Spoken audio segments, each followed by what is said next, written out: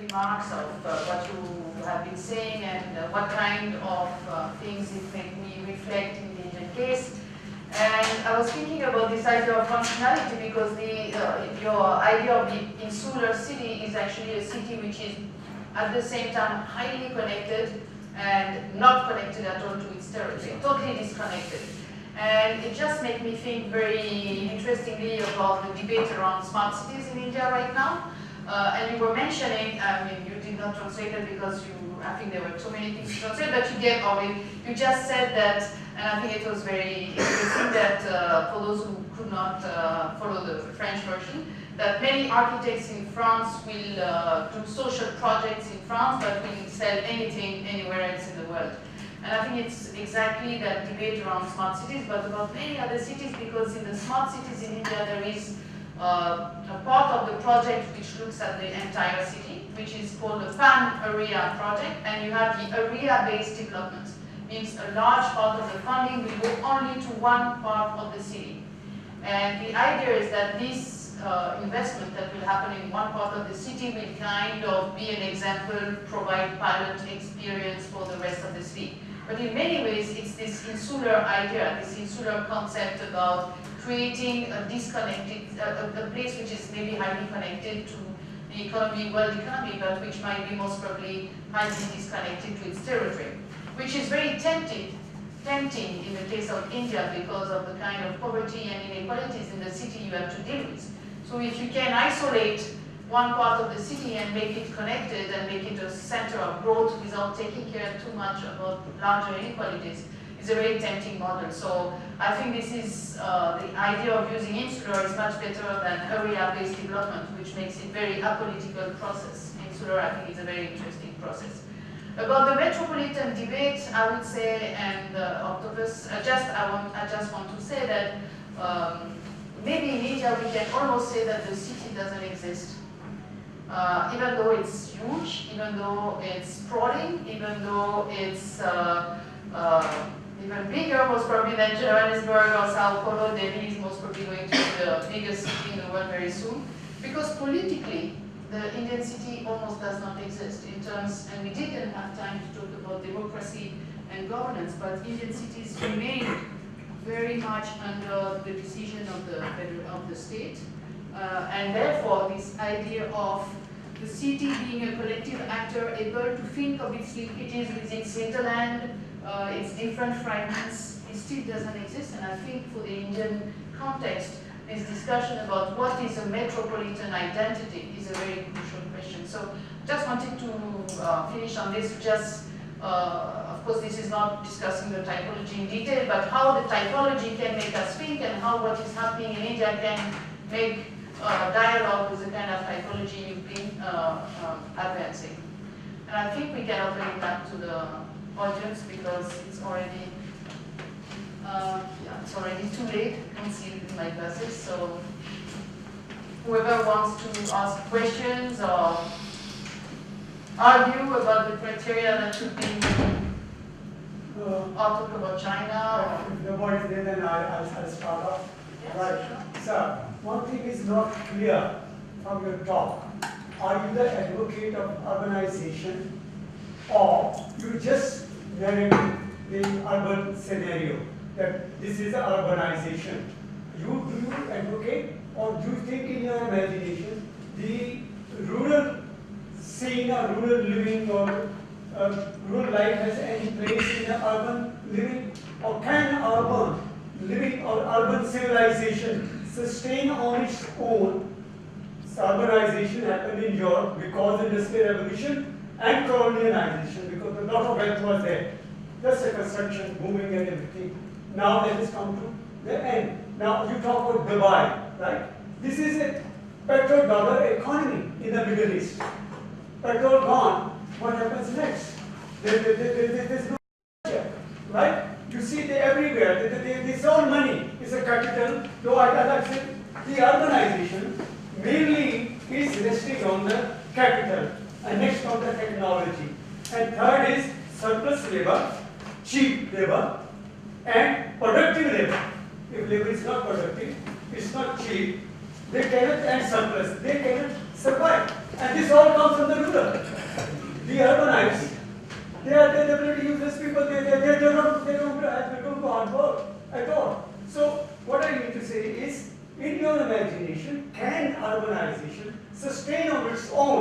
in the long term. And I think no, we have to have both side by side. In India especially, this is question of unemployment. Where do we get employment in the city? Cities people, mostly either the businessmen or the employees who are working in the offices or the service people, those who are doing cleaning and all sorts of sundry jobs. Where is the production? This is all in the factories, all in the rural areas, right? The urbanites cannot sustain on their own. They need rural people. They need rural scenario to sustain. They cannot sustain on their own. So you also say, because I lived in Europe, I know it better. Over there in Europe, and other people in the evening try to travel 50 kilometers, 100 kilometers to go and sleep in the rural areas. They want to stay away from there. They just come to another valley just to live, right? They're moving out. If they're moving out here, they are going to the smart cities. Then again they will move. When they decide to move back, there will be no moving back. There's nothing left over there. Yeah, I think. How do you want to do it? Vous voulez prendre Je sais pas si je veux bien. vous voulez prendre deux questions, oui. plusieurs questions en même temps. Là, tu can translate.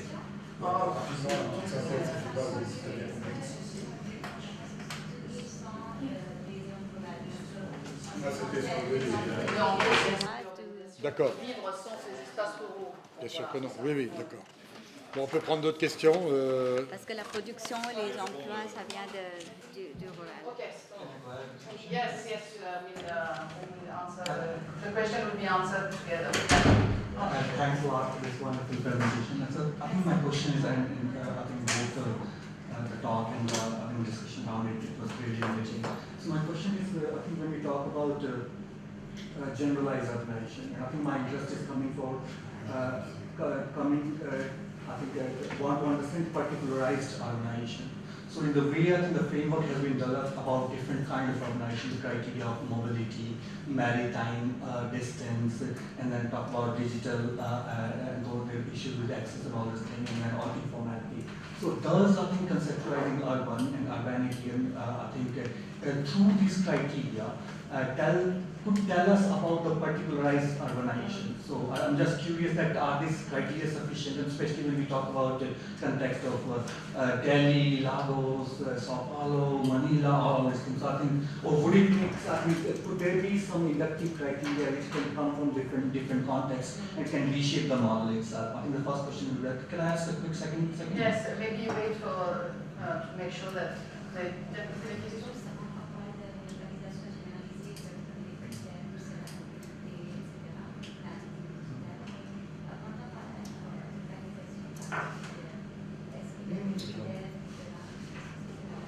Est-ce que vos critères sont suffisants ou est-ce que vous trouver des critères inductifs qui permettent de qualifier la particularité dans la généralité? Okay, the second question. The second question is about flows, and I was just wondering how is flows related to temporalities? Because we talk about network, we talk about speed as a criteria, and we talked about, I think Marie-Hélène talked about the circulatory migration. So I was just thinking in the sense that when we talk about cities, network connectivity, are there a particular kind of urban based on the kind of both the temporality of these flows, and also I think you started with the criteria of narrative. I'm just talking about narrative time. So do people's temporalities and structural temporality offer, I think that all other processes, globalization has its own temporality. So I'm just wondering that how does, when we read flows with temporalities, how does it, I think, help us understand the different typologies which I think you offer? Thank you.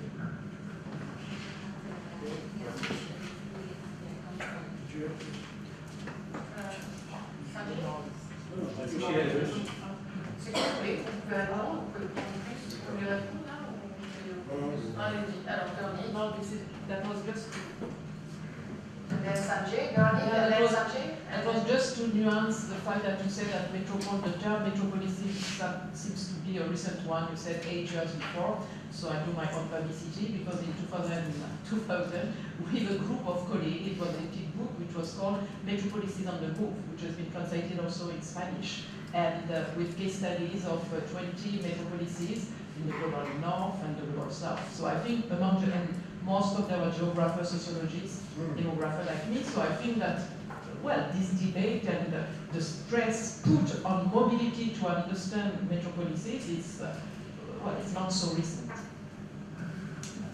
Sanjay? No. First Sanjay and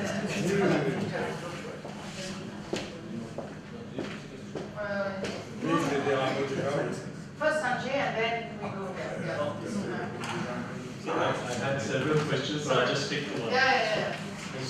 So both of you, perhaps addressed to both of you spoke about digital globalization, a significant part of what is going to happen, and certainly a lot of social science, in fact, material that we will be as anthropologists I've been working from come from big data, will come from big data. So I'm wondering, but working on, say, smart cities and small towns, one of the things that you get a sense of very quickly is that no one really knows what's going on, in the sense that you have large smart city conventions, and there are diagrams, and there are flow charts, and there are discussions about neural sensors, but in actual, on the ground, no one really knows what's going on and how it's going to work. So my question to you is that, what do you think, what are the driving mechanisms, who are the stakeholders that promote this notion that digitization is what will solve urban problems, certainly in countries like India. For example, right now there's a huge large-scale mapping going on of street hawkers. But precisely the problem is that you speak of circular migration. A lot will go back to villages. So the whole notion of biometric mapping of street hawkers in order to position them in some vending zone completely falls flat because they're always leaving and then coming back. Right? So I just wanted to get your sense of both. What are the stakeholders? Who is pushing this agenda? What interests are involved globally and nationally? Given that on the ground it's completely chaotic. No one really knows. I'd be very surprised if a single person that I speak to, a consultant from Deloitte, for example, or McKinsey, actually knows or truly believes that this is going to solve urban problems. So what are the ideologies and the interests that are pushing this globally and nationally?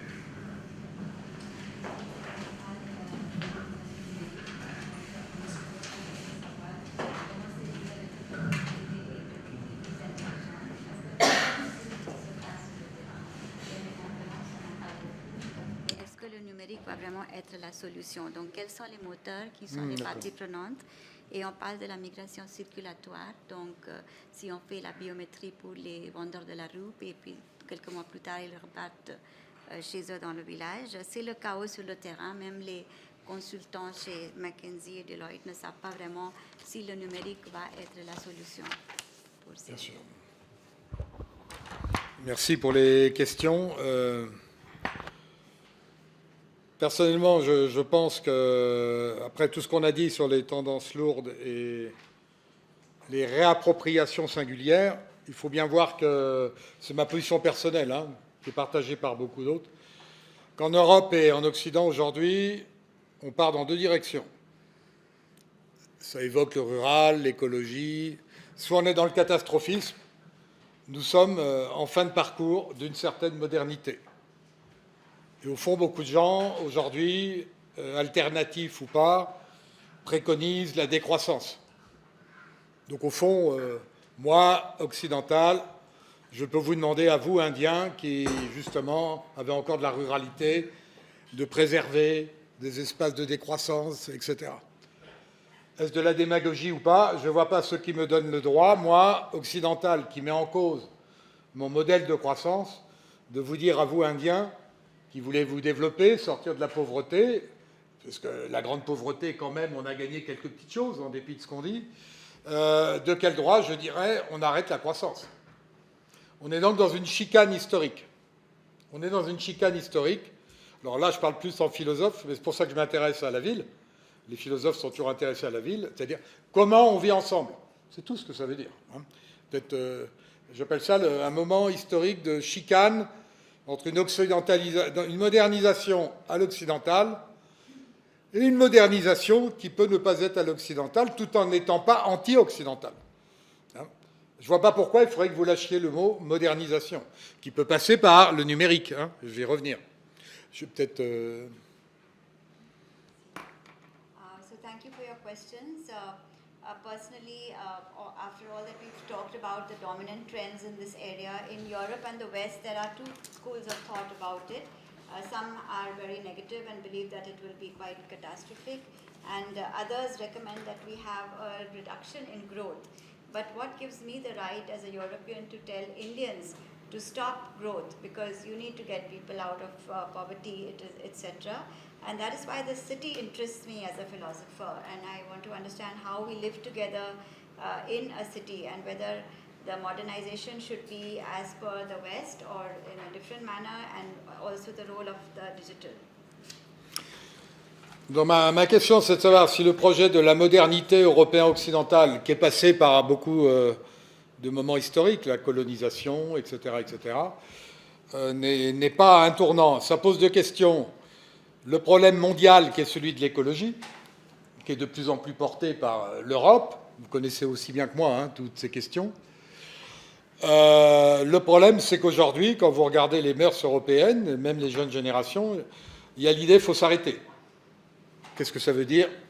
Je ne pousse pas le commentaire. Il y a l'idée qu'il faut arrêter. Au fond, il faut créer des situations alternatives. Vous avez beaucoup d'alternatives, retour à la campagne. C'est pas des jokes.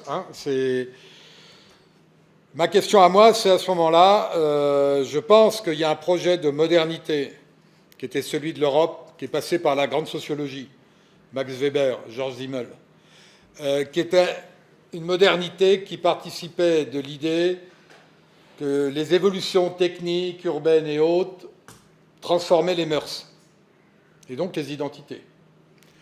Moi, je pense, et il ne s'agit pas de caricaturer, que ce n'est pas pour rien qu'aujourd'hui, on est dans une période de renforcement des identités. Partout. Partout.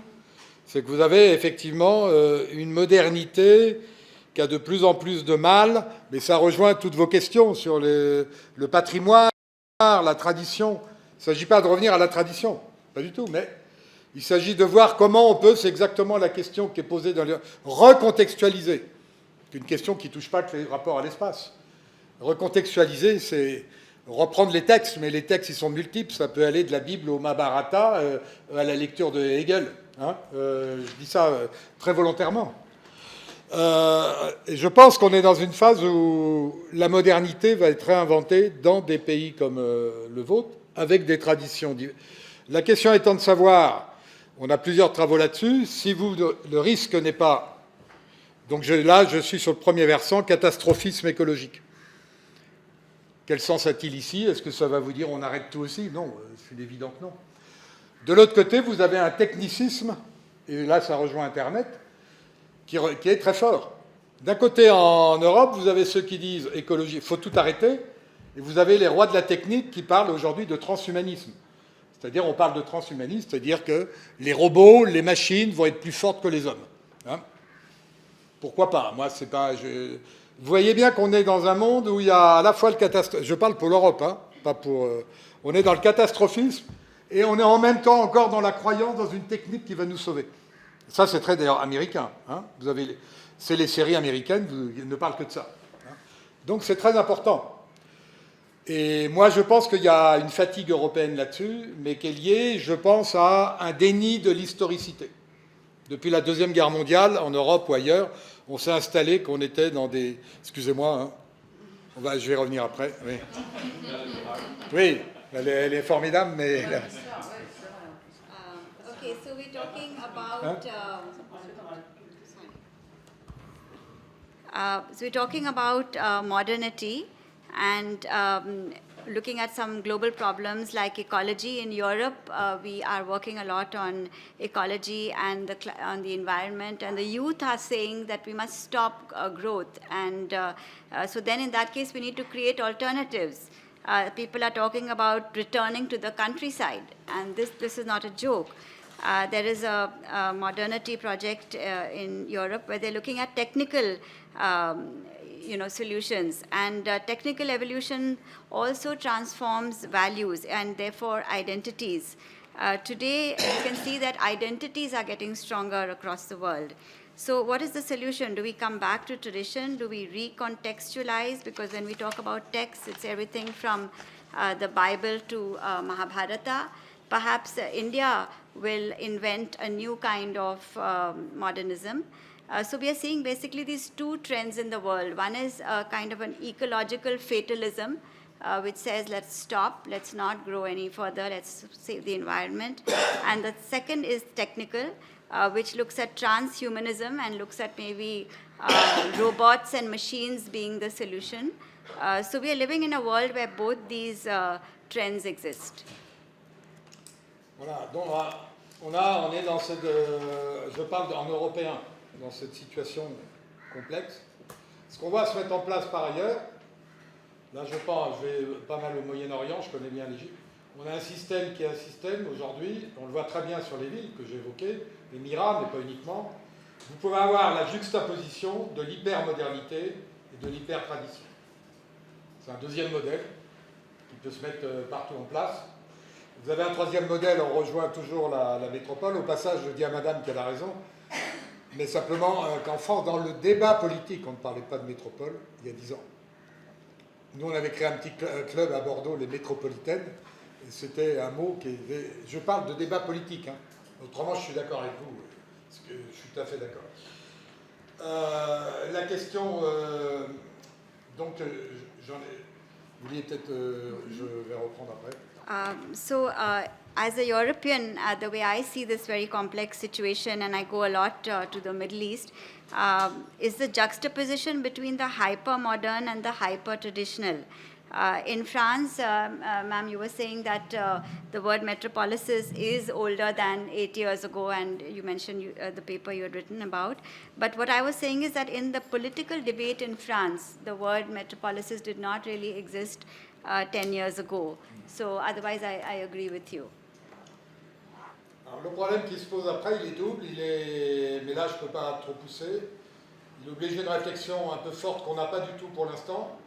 Il ne s'agit pas d'être contre les techniques, et les techniques elles sont plus fortes que vous, elles ont fait l'humanité, et elles n'ont pas de mémoire, il ne faut jamais oublier, les machines n'ont pas de mémoire, et elles ne peuvent, même Google capte toute la mémoire, mais Google lui-même n'a pas de mémoire.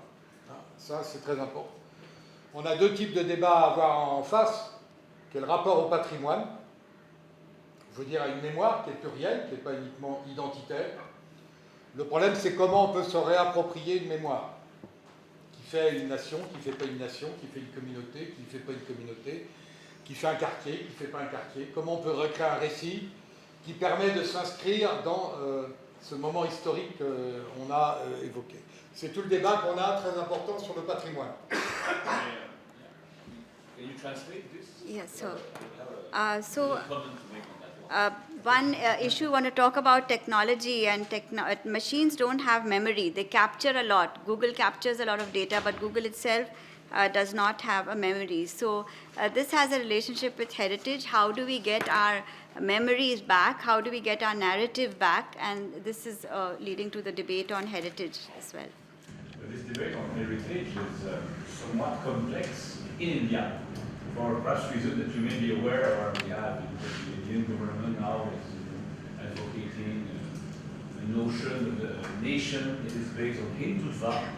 Here we live in the city, Delhi, that is largely was constructed under Mughal and Muslim heritage. So you have this debate on heritage. Let's say if there was to be a policy on heritage in Delhi, it will be very complex, given because you were saying, the national identity, narrative, and all of that is a narrative. In France, we have one, that's very ancient, nos ancêtres worldwide, all of that. It's very we can say a lot of things on that, It has been, but in France, we don't see any street that is named after Jules César.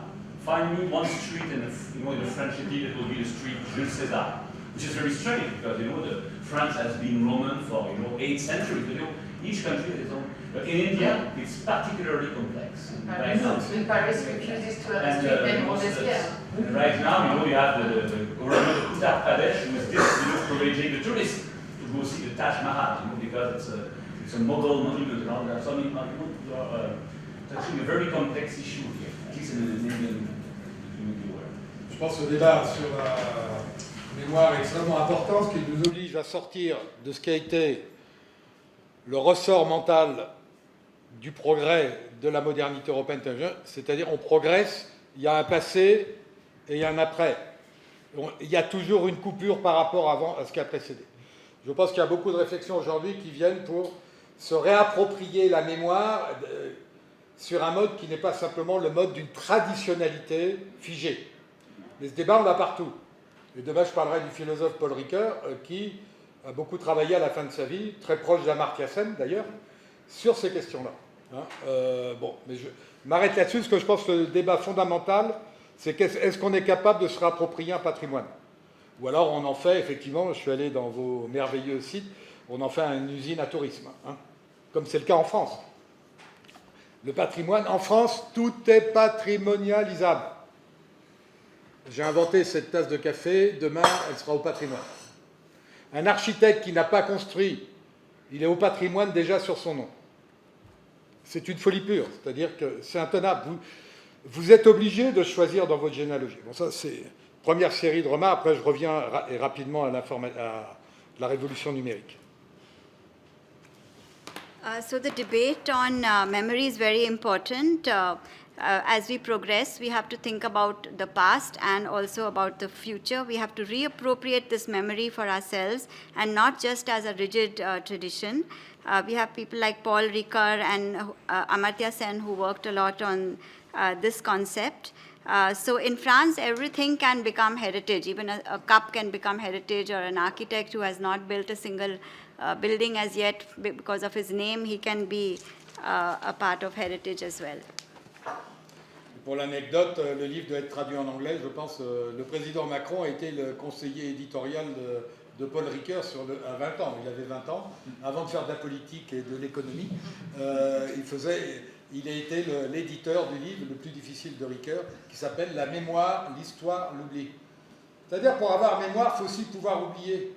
On ne peut pas tout. Il faut faire un tri, il faut faire une sélection. Je viens après d'un mot sur la question très importante. Moi, j'ai pas tant Moi, je suis pas je fais partie de ce que Michel Husson appelle les idiots technologiques. Des gens qui ne sont pas des... Je suis de ma génération. J'essaye d'être déconnecté un peu, justement. Je pense que le problème de la... Pour répondre à votre question, je pense que la technique n'est pas en soi un mal, jamais. Le problème, c'est qu'est-ce qu'on en fait politiquement, où que ce soit. Aujourd'hui, à Hong Kong, si les contestataires n'ont pas l'usage technologique, ils sont perdus. Pareil en Algérie, pareil au Soudan, dans tous les endroits où il y a des mouvements actuellement urbains. Ça, je pourrais en parler, qui sont très importants. Très importants. Et là, la technologie, elle est très porteuse de ce que vous avez appelé tout à l'heure la résistance. Après, je vais dire un deuxième point. So Paul Ricoeur wrote a book about 20 years ago called Memory, History and Forgetting. And this was actually, his publisher was President Macron 20 years ago, before he actually got into politics and other areas. Michel Husson speaks about technological idiots, which are people of my generation. But technology is something we have to decide, what do we do with it? What do we do with it politically? If you look at the protests happening in Hong Kong today and in many other cities in the world, can they actually carry out protests of that scale without using technology? So politically, it's very important. Et je pense après, il y a très peu de travaux philosophiques sur le numérique et les nouvelles technologies. Ce n'est pas la question de la philosophie. Il y a très peu de réflexions qui ne soient pas des réflexions de professionnels, qui seront toujours favorables à la technique. Or, je pense, tout ce que j'évoque depuis le début, et moi c'est ça qui m'intéresse, c'est la crise de la modernité occidentale, puisque l'Inde aura son rôle à jouer. Et c'est bien entendu la crise de l'historicité occidentale. Nous avons perdu, l'Europe s'est faite, on est devenu postmoderne, post-historique. C'est une société qui, quelque part, après les guerres, est sortie de l'histoire. On voulait la paix, ce qui est bien. Si vous regardez le problème du Brexit, on en parlait tout à l'heure avec vous, le Brexit, il bute sur quoi? Sur un problème historique, la frontière entre les deux Irlandes. Je peux vous donner 10 autres exemples en Europe de problèmes qui sont refoulés, avec la Catalogne, etc., et qui sont des problèmes d'incapacité de se réinscrire dans une histoire. Une histoire, c'est un rapport entre un passé, un présent, un futur. Aujourd'hui, on est bloqué dans un présent qui nous obsède complètement. Il faut se réapproprier une mémoire pour refaire du futur. Et je pense que la question urbaine est fondamentale là-dessus. Et juste un mot que le problème, beaucoup de gens, même des professionnels du numérique, excusez, je vais dire après. So there are very few philosophical works on technology. Very little thinking from the part of professionals on the issue of technology. What has preoccupied me all along has been the crisis in Western modernism and the crisis in Western historicity. Because Europe became postmodern, it became post-historic, it wanted peace after the wars. Brexit also is based on a historical problem, which is the frontier, the border between the two islands. So we keep going back to history, and history is really a relation between the past, the present, and the future. So we have to not get blocked in the present. Et je pense que la question du rapport à l'espace aujourd'hui est indissociable de la question du rapport au temps. Ça, c'est tout ce que disait Alberti, que j'ai déjà cité.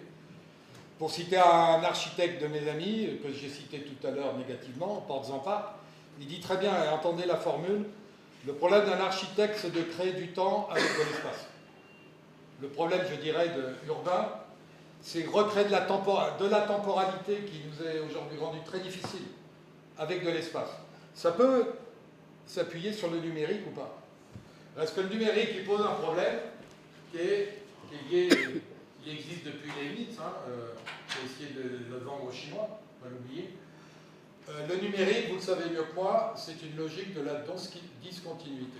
C'est 0, 1, 0, 1.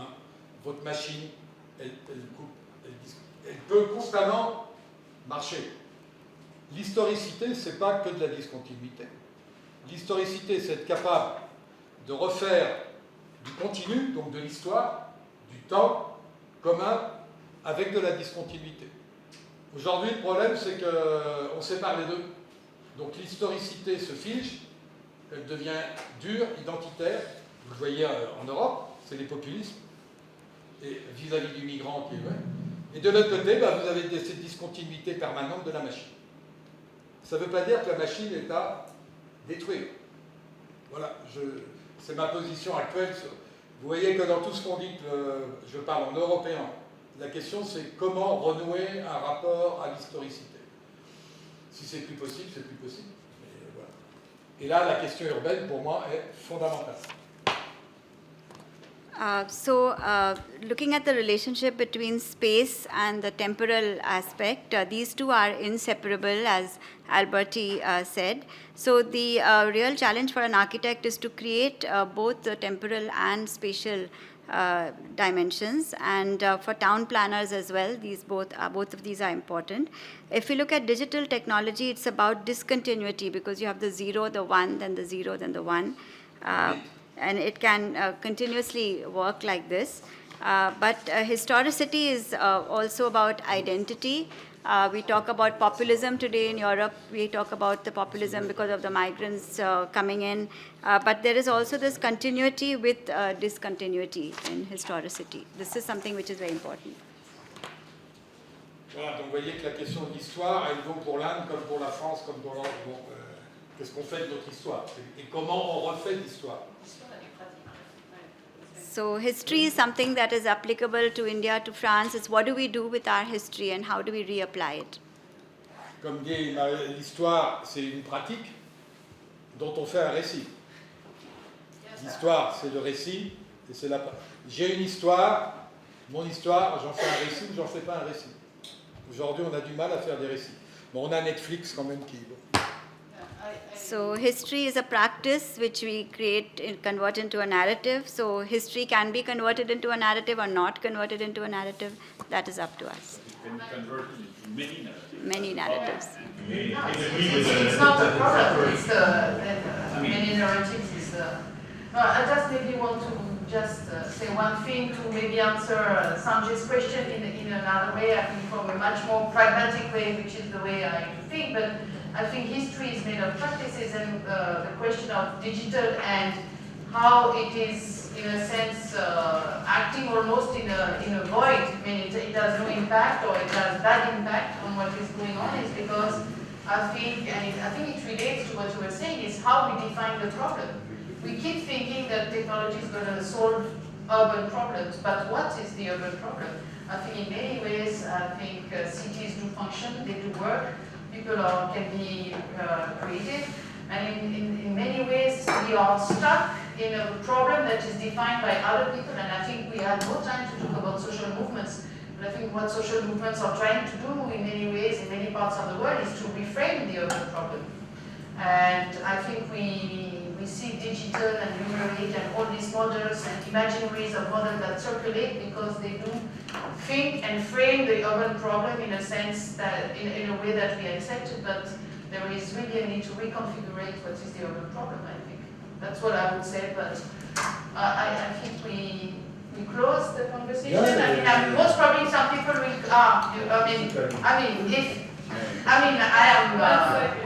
this seminar is usually a seminar where questions can go on for a long time, but Mr. Mongin, do you want to take one more question? Une fois, je remercie Madame la traductrice, c'est pour elle. En plus, voilà. I think, unfortunately, my question might more address to Zérah, but we'll see. So I really love the part about how we're trying to rethink the city based on an informal view and how informality can be the new maker, builder of the city, and I think it's inevitable in the Indian context.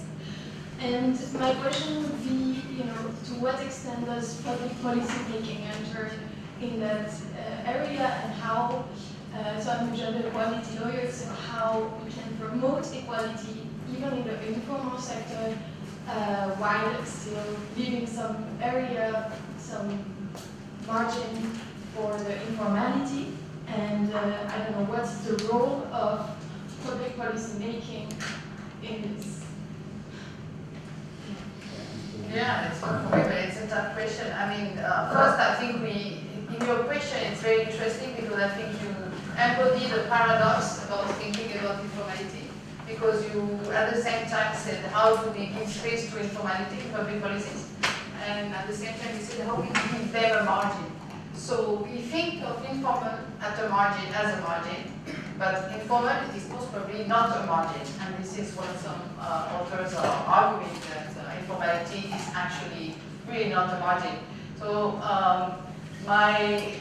again, I'm trying to answer by something very pragmatic, and I've been working, for instance, quite a bit on private sector in urban services, and my argument is that everybody talks about privatization in India, water privatization, electric privatization. My argument is that this is the margin. This is the margin of privatization in urban services, and the strength of privatization, strength in the sense power of privatization, is actually lying in the informal forms of privatization, for instance, what I call low-intensity privatization. And so what kind of space we give it in public policies, I do not know, but we need to acknowledge that the first thing is to acknowledge it, and to acknowledge the kind of networks it's built on, the kind of things it does, the kind of social relationship it's embedded with, and this is the first thing to do. The second thing is to see whether it can contribute to constructing the city and to making the city. That is a very important factor, and there are mechanisms to do that, most probably by accepting maybe some flexibility in urban planning, flexibility in legislation. But the third thing is, of course, the role of the state should not disappear, and the role of the state has somehow to regulate both the economic factor but also the social factor to ensure that this kind of informality is not, can be a tool. Again, it's a bit like what you were saying about technology. It's not negative or positive in a sense. In some ways it can create solidarity, and in some way it can create enclaves and fragmentation. And I think this is, we didn't talk about pathways and future trajectories, but I think this is the kind of questions that is facing Indian urbanization in a sense, is accommodating these informal networks, this organic way of making the city going to produce more cohesive cities, or is it going to produce much more fragmented and conflicted cities? So I think it's not really a clear answer, but it is not.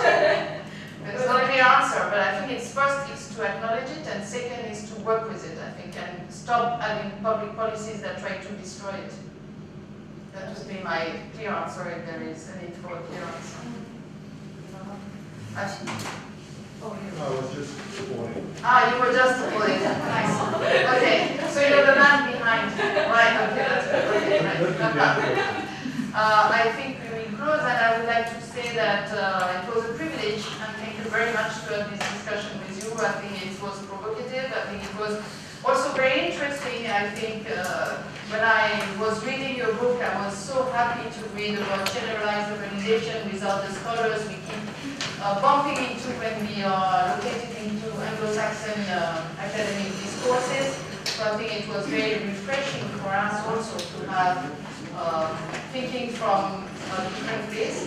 And yeah, I really would like to thank for this conversation. I hope you enjoyed it as much as I did. Merci à vous et merci M. Gravel. Marie-Hélène pour les réflexions très intéressantes pour moi. Et je remercie aussi la traductrice parce que en France je suis connu pour faire ce qu'on appelle des tunnels. Et donc, mais je crois que madame a traduit le président Macron ou le président Hollande. Et donc eux, ils ne s'arrêtent jamais de parler. Hein, c'est ça. Hollande, je crois.